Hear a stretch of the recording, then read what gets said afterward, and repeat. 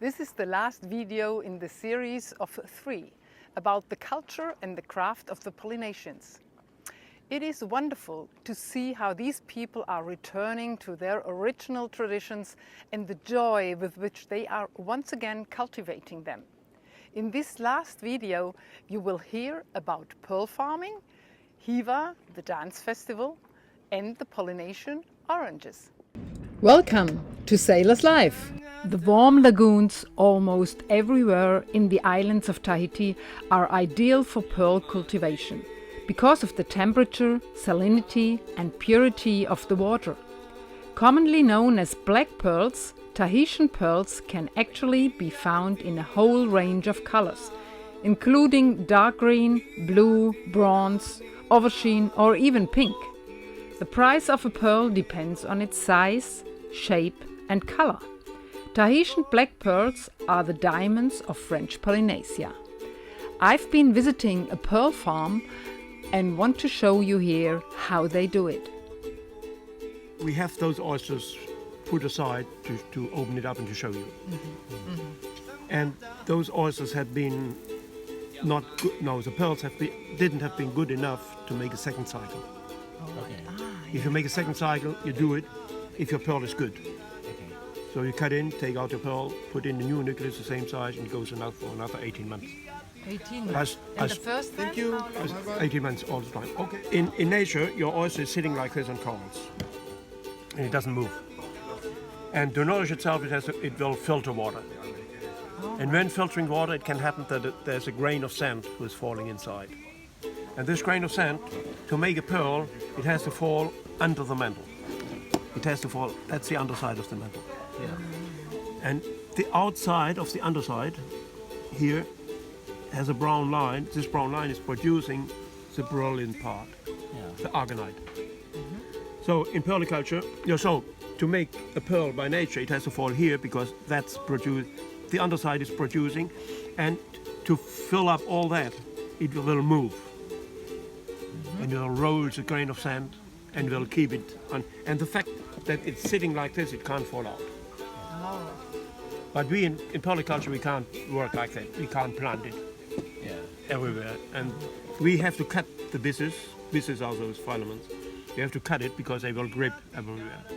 And if you pull here, it goes up to the pocket, and then the pocket gets smaller and smaller and smaller, and will push out your pearl. So now, polyculture.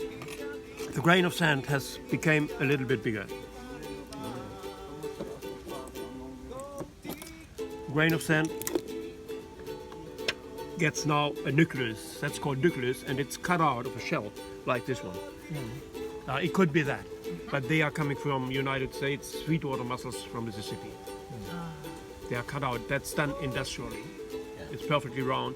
That's the smallest one, and then it goes up to 20 millimeters. You have all the different sizes. They have 40 different sizes. It's not a color. It's a reflection of light through very thin layers.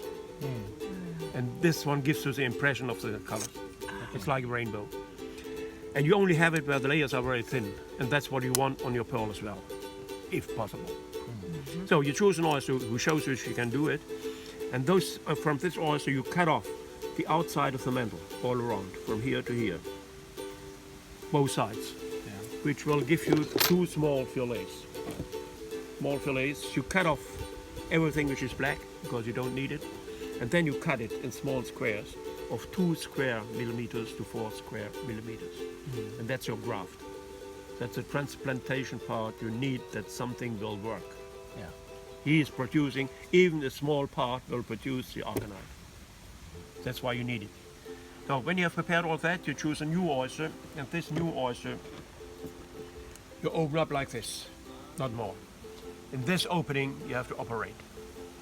Naturalist, he will look in this opening. He will look for this pocket. He will cut in the pocket, put in the graft. Behind the graft, the small nucleus will fall down, that they touch each other. And then it goes back into the water, and the following month, the small graft will completely envelop the nucleus. It will grow around the nucleus, make a pocket around the nucleus. And then you have to wait 18 months to get a minimum layer of 0.8 millimeters, what you have here. the small one. So that are the lazy ones, and the busy ones, that are the busy ones. Oh, okay. But the fact that all your pearls have to have minimum says you have to wait 18 months, so you're sure it's okay. That had been, now they went down to 0.6. But before it had been that, and that took 18 months. So 18 months later, the oyster comes back, open up like this. He will have a look if the pearl is good. So sorry, one question. So you leave it in the water without touching for 18 months? Or sometimes we have to clean it up. Sometimes we have to put the lines higher because they get heavier, so they go down. There is some work, but as less you manipulate them, as better it is. Okay. So 18 months later, he will have a look at the pocket. As I told you, he will see that that's not good enough to continue. But suppose the pearl is good. He will cut in, take out the pearl, and put in now a bigger nucleus. And that nucleus is the same size than the pearl he's taking out. And that goes for another 18 months. And later on, it will produce a pearl who has the same characteristics than the first one in bigger. Okay. So you have a good big pearl. If the first one was a good small pearl, now we'll have a good big pearl. And this procedure you can do up to 4 times. You have 3 main factors. One is the shape, the size, and the shape, the surface quality, and the size. The shape.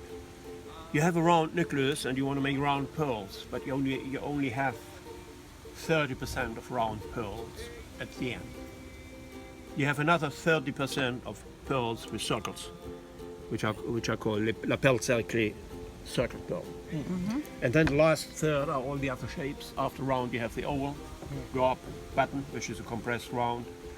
And then you have the baroque pearl, which is nothing to do with the keshi. A baroque pearl has a nucleus, but it doesn't have an axis of symmetry. It's a potato.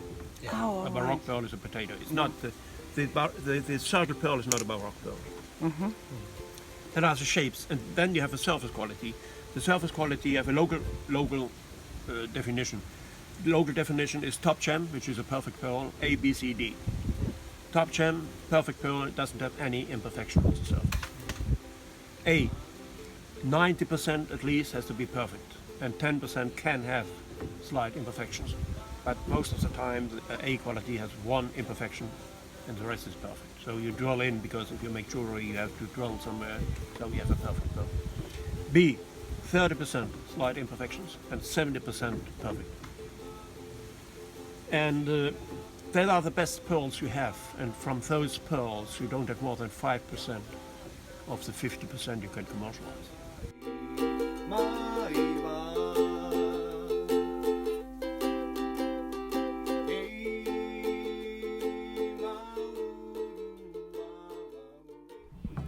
The Hiva in Tahiti is the most popular and important event in the culture calendar of the islands of Tahiti.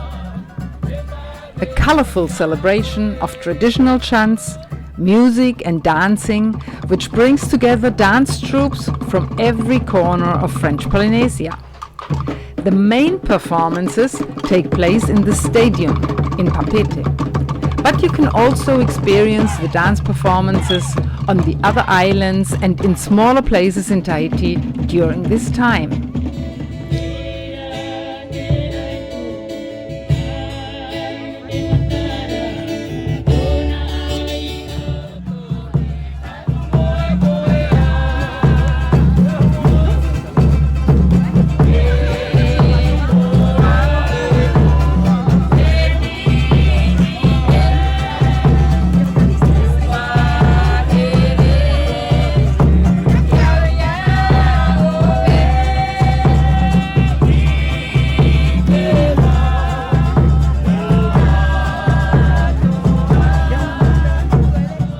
At the same time, many traditional sport competitions take place, which are often a lot of fun.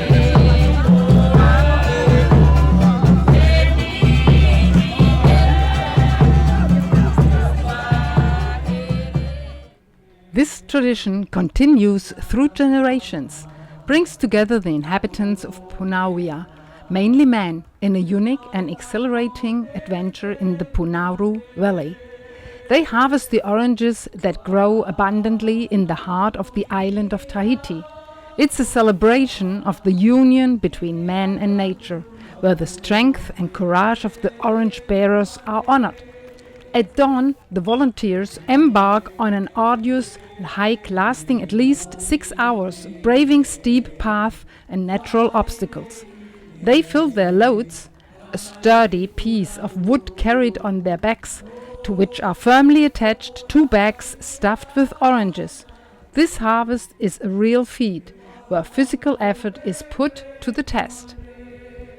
The orange has become a symbol of Punauia, and in the end, the Orange Festival is much more than just a fruit harvest.